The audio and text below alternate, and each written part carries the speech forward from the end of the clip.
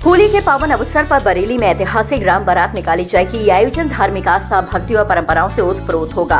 बरेली की रामलीला जो विश्व धरोहर यानी वर्ल्ड हेरिटेज के रूप में मान्यता प्राप्त कर चुकी है, इस समय वह अपने 65वें वर्ष में प्रवेश कर चुकी है। ब्रह्मपुरी इलाके में हो रही इस रामलीला का मंचन स्वतंत्रता से पहले से किया जा रहा है और ये आयोजन तुलसीदास कृत रामचरितमानस पर आधारित होता है। रामलीला की इतिहास श्रेष्ठ भूमि बरेली की ये रामलीला न केवल उत्तर भारत बल्कि पूरे देश और विदेश में चर्चित है। इस रामलीला की शुरुआत 19वीं सदी में हुई थी और तब से ये परंपरा अनवरत चली आ रही है। इसका मंचन ब्रह्मपुरी इलाके में बड़े भव्य रूप से किया जाता है। यहाँ के कलाकार और आयोजक इसे संपूर्ण भक्ति और समर्पण के साथ प्रस्तुत करते हैं। 165वीं वर्षगांठ का भव्य आयोजन। इस वर्ष रामलीला की 165वीं वर्षगांठ को और भी भव्यता से मनाया जा रहा है। आयोजन समिति ने दर्शकों के लिए विशेष व्यवस्थाएं की हैं ताकि अधिक से अधिक लोग इस अद्भुत धार्मिक आयोजन का लाभ उठा सकें। आयोजन में शामिल कलाकार भगवान श्री राम, लक्ष्मण, सीता, हनुमान और अन्य चरित्रों को सजीव करने के लिए पूरी निष्ठा के साथ प्रस्तुत कर रहे हैं। राम बारात का विशेष आकर्षण। रामलीला के समापन के साथ ही होली के शुभ अवसर पर ऐतिहासिक राम बारात निकाली जाएगी। ये शोभा यात्रा पूरे नगर में धूमधाम से निकलेगी, जिसमें श्रद्धालु भव्य झांकियां, भक्ति, संगीत और रंगों के साथ राम भक्ति रस में डूब जाएंगे। इस शोभा यात्रा में भगवान श्री राम, माता सीता, लक्ष्मण और हनुमान की सजीव झांकियां प्रमुख आकर्षण रहेंगी। राम बारात का मार्ग और सुरक्षा व्यवस्था। प्रशासन द्वारा राम बारात के लिए विशेष सुरक्षा और यातायात व्यवस्था की गई है। शोभा यात्रा मुख्य मार्गों से गुजरते हुए विभिन्न धार्मिक स्थलों पर पहुंचेगी। पुलिस और स्वयंसेवी संगठनों की मदद से कार्यक्रम को सुचारू रूप से संपन्न कराने की योजना बनाई गई है। श्रद्धालुओं में उत्साह। रामलीला और राम बारात को लेकर श्रद्धालुओं में जबरदस्त उत्साह देखा जा रहा है। भक्तगण न केवल स्थानीय रूप से बल्कि दूर दराज के क्षेत्रों से भी इस आयोजन में भाग लेने आ रहे हैं। इस भव्य आयोजन की झलक सोशल मीडिया और विभिन्न न्यूज प्लेटफॉर्म्स पर भी साझा की जा रही है, जिससे इसकी लोकप्रियता और बढ़ रही है।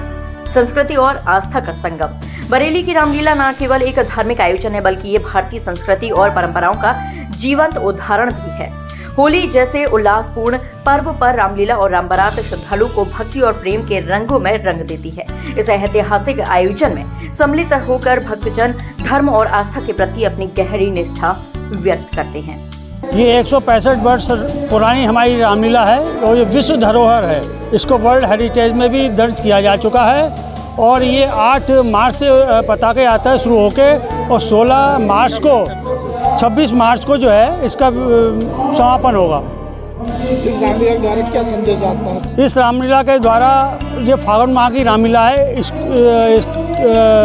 इसका संदेश ये जाता है कि अपने शांति व्यवस्था अपने बनाई रहे और लोगों में प्रेम और सद्भाव बना रहे, इस प्रकार का संदेश जाता है। होली के भी राम बारात का आयोजन किया जाता है। क्या कब से ये राम बारात निकलेगी? राम बारात कहाँ तक जाती है? ये राम बारात हमारे पूरे शहर में घूमती है। नरसिंह मंदिर शुरू होकर मलुकपुर चौराया, बिहारीपुर ढाल, कुतुबखाना चौराया, अस्पताल होती हुई और रोडवेज होती हुई आलमगीरगंज, कालीबाड़ी होती हुई, कुतुबखाना होती हुई और बड़ा बाजार होती हुई सिटी सब्जी मंडी और फिर आके ही समापन हो जाता है इसका।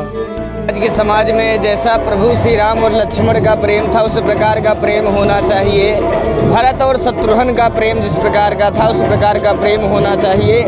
जिस समय प्रभु श्री राम को 14 वर्षों का वनवास मिला तो प्रभु श्री राम ने अपने पिता या माता की आज्ञा के लिए 14 वर्षों का वनवास पाया, परंतु उन्होंने कभी ये नहीं कहा कि मुझे 14 वर्षों का वनवास क्यों मिल रहा है, क्योंकि उनका अधिकार था कि अपने पिता से वो लड़ सकते थे कि आखिर 14 वर्षों का वनवास मुझे क्यों दिया जा रहा है, मुझे तो राज सिंहासन पे बैठना था।